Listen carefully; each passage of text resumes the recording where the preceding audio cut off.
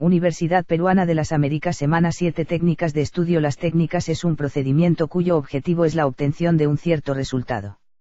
Supone un conjunto de normas y reglas que se utilizan como medio para alcanzar un fin. Las técnicas de estudio son técnicas discretas que pueden ser aprendidas, generalmente en un periodo corto, y ser aplicadas a todos o casi todos los campos de estudio. En consecuencia debe distinguírseles de las que son específicas para un campo particular de estudio, por ejemplo la música o la tecnología, y de habilidades inherentes al estudiante, tales como aspectos de inteligencia y estilo de aprendizaje. Tomar apuntes en clase, es una técnica de estudio que exige la escucha activa para anotar los datos relevantes, las ideas principales, pues como no se trata de un dictado, no hay tiempo de escribir todo lo que el expositor dice. Es útil usar signos que podamos identificar claramente, y si queremos compartirlos con otras personas, que tengan validez universal. Se denomina apunte al resultado de la toma de notas, que hace un escucha en un auditorio, o un alumno con respecto a la exposición de un profesor. Los apuntes son muy utilizados en el ámbito académico para estudiar más fácilmente, pues remite a los puntos esenciales desarrollados en una clase y expuestos por el docente, pero generalmente sirven para quien tomó el apunte, ya que solo él entiende su significado al poder cotejarlo con lo que escuchó, o con otras explicaciones que no figuren en las notas. Tomar buenos apuntes es un proceso de 3 etapas en el cual hay ciertas cosas que usted deberá hacer antes de la clase, durante la clase, y después de la clase.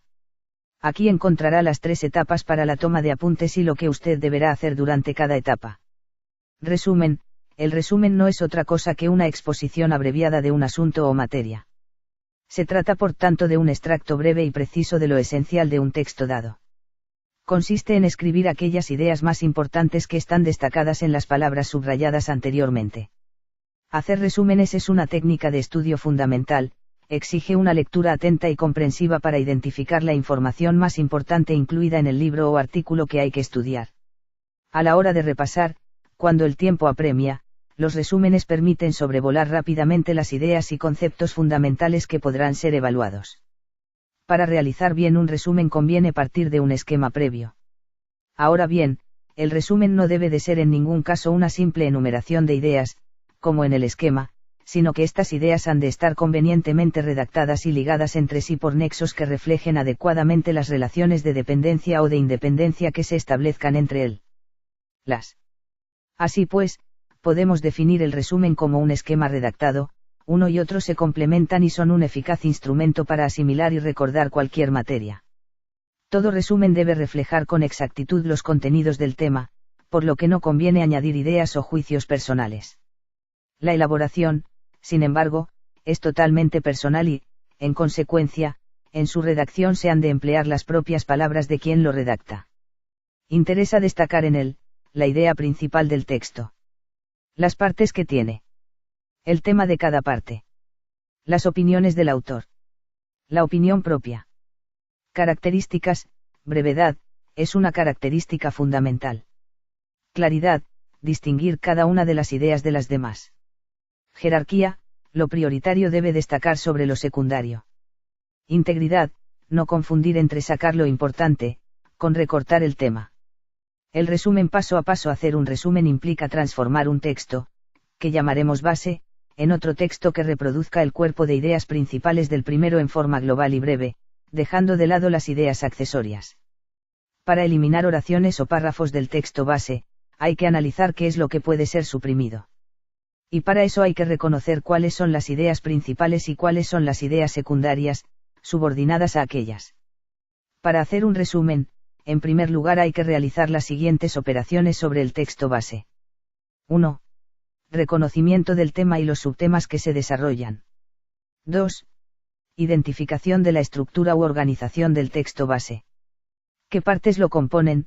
Introducción, desarrollo y desenlace o cierre, si se trata de un texto expositivo o de una narración, hipótesis, argumentación y conclusiones, si se trata de un texto argumentativo, etc. 3. Redacción de breves notas al margen de los párrafos, que señalen cuáles son los temas que se desarrollan allí. Texto con notas en el margen. 4. Subrayado de la información sustancial. Con esta operación se distingue la información más importante, que no puede faltar, de aquella cuya supresión no alteraría la unidad del texto base. 5. Esquema de contenido. Este tipo de cuadro permite organizar de manera gráfica las ideas principales y secundarias, y permite visualizar las relaciones que se establecen entre ellas. Una vez realizados los procedimientos sobre el texto base deben llevarse a cabo los propios de la redacción del resumen. Para que el resumen pueda redactarse de manera coherente y correcta, y represente debidamente al texto base, conviene llevar a cabo las siguientes operaciones. 1. Generalizar aquellos términos que tienen rasgos en común. Por ejemplo, en el resumen, se puede reemplazar Mercurio, Venus, Tierra, Marte, Júpiter, Saturno, Urano, Neptuno y Plutón por planetas del Sistema Solar. 2. Globalizar la información. Es decir, integrarla en unidades menores de sentido completo. Por ejemplo, la oración Juan fue al cine puede globalizar varias oraciones de un texto, tales como Juan tenía ganas de ver una película, revisó la cartelera, encontró que se había estrenado la película que quería ver, se dirigió al cine, sacó las entradas, etc. 3. Integrar las oraciones a partir de las relaciones que se establecen entre ellas, ya sean de causa, consecuencia u oposición. Por ejemplo, si en el texto base aparecen dos oraciones como, Ameguino consideraba que el fósil era un objeto útil para el conocimiento. El fósil puede ser un testimonio de la historia de la vida y de las especies. Se puede redactar una sola oración que conecte las anteriores, en este caso por una relación causal. Ameguino consideraba que el fósil era un objeto útil para el conocimiento ya que puede ser un testimonio de la historia de la vida y de las especies. 4. Leer el resumen para comprobar si representa los aspectos principales del texto base. En esta instancia es conveniente guiarse por las preguntas del autotest. Autotest. El resumen de un texto A, correctamente resuelto, debe poder responder las siguientes preguntas: ¿cuál es el tema principal del texto A? ¿Dónde y cómo se desarrolla ese tema? ¿Cuáles son los temas secundarios del texto A? Las ideas principales y secundarias, ¿están relacionadas entre sí? ¿Cuál es la conclusión del texto A? Esquema A. Un esquema está formado por las principales ideas del tema objeto de estudio, dispuestas de modo que se perciban visualmente las relaciones y las jerarquías dispuestas entre ellas. Las características de un buen esquema son: brevedad, presentar lo principal. Estructura, conseguir que se refleje a primera vista la estructura interna de todo el tema, así como las relaciones que hay entre sus partes. Simbolismo, emplear flechas, puntos, recuadros, llaves, dibujos alegóricos, palabras claves, etc., que permitan expresar de forma gráfica el contenido. Cada uno podrá utilizar números, letras o signos, guión bajo, para estructurar su esquema. Lo importante es cumplir las características antes indicadas. Pasos: 1. Leer atentamente el texto y asegurarse de que sea comprendido. 2. Realizar una segunda lectura subrayando o copiando las ideas principales. 3. Redactar de forma breve las ideas extraídas. 4. Distribuir las ideas de manera que se adviertan claramente las relaciones existentes entre ellas. Un esquema pierde su valor si no se le da la presentación adecuada. Para ello, es necesario: a. Dejar amplios márgenes para posibles anotaciones posteriores. b. Utilizar recursos gráficos, tales como mayúsculas o distintas clases de subrayado. c. Colocar las ideas de igual importancia a la misma distancia respecto a la margen izquierdo y emplear distintos márgenes para ideas de distinta jerarquía. Además de los recursos gráficos y de los distintos márgenes, habitualmente se utilizan números, letras y guiones para mostrar la jerarquización de las ideas. Existen distintas clases de esquemas.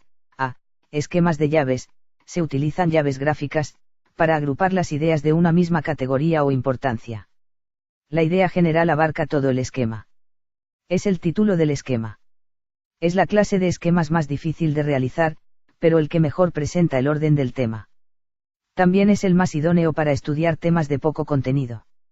Ejemplo: monografías B, esquemas de flechas, es una técnica de red de proyecto donde las actividades se representan como flechas que indican las dependencias entre los nodos.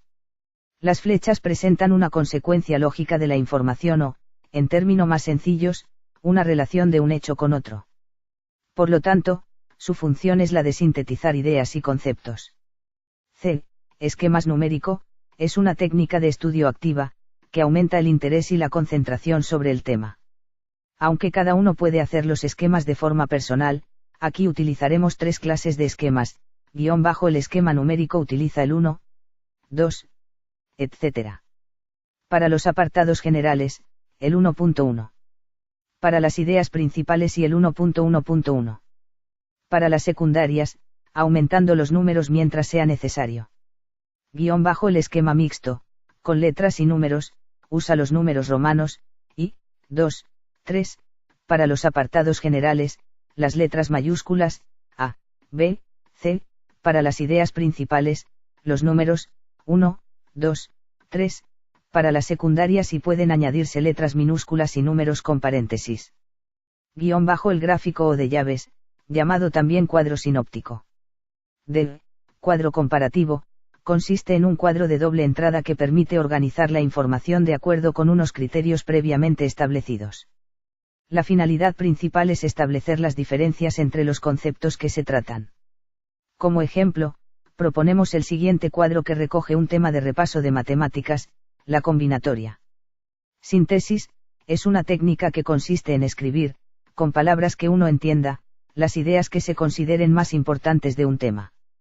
Sintetizar el material de estudio constituye una técnica clave de estudio dirigida a conseguir los siguientes objetivos: aclarar la estructura del tema entresacando lo esencial y lo importante. Ordenar jerárquicamente las ideas. Acotar la extensión del texto que se debe estudiar. Facilitar el repaso. Determinar con antelación qué es lo que se habrá que poner en el examen y qué es lo que se puede omitir. Facilitar el estudio activo. Tema: 7 técnicas de estudio. 1. Las técnicas supone un conjunto de IQ. Se utilizan como medio para alcanzar un fin. 2. Las técnicas de estudio son técnicas que pueden ser, generalmente en un periodo. 3. Tomar apuntes en clase exige la escucha para anotar los datos. Las ideas principales. 4. Los apuntes son muy utilizadas en el para estudiar más fácilmente. 5. Tomar buenos apuntes es un proceso de 3 etapas, A, B, C. 6. El resumen es una de estudio. 7. El resumen exige una lectura y comprensiva para identificar la información. 8. Para realizar bien un resumen conviene partir de un previo. 9. Todo resumen debe reflejar con exactitud del tema, por lo que no conviene añadir o personales. 10. En el resumen interesa destacar en 11. Las características del resumen son 12. Hacer un resumen implica un texto que llamaremos 13. Para eliminar oraciones o párrafos del texto base, hay que UE con acento es lo que puede ser. 14. Para el resumen hay que reconocer cuáles son las ideas y cuáles son las ideas. 15.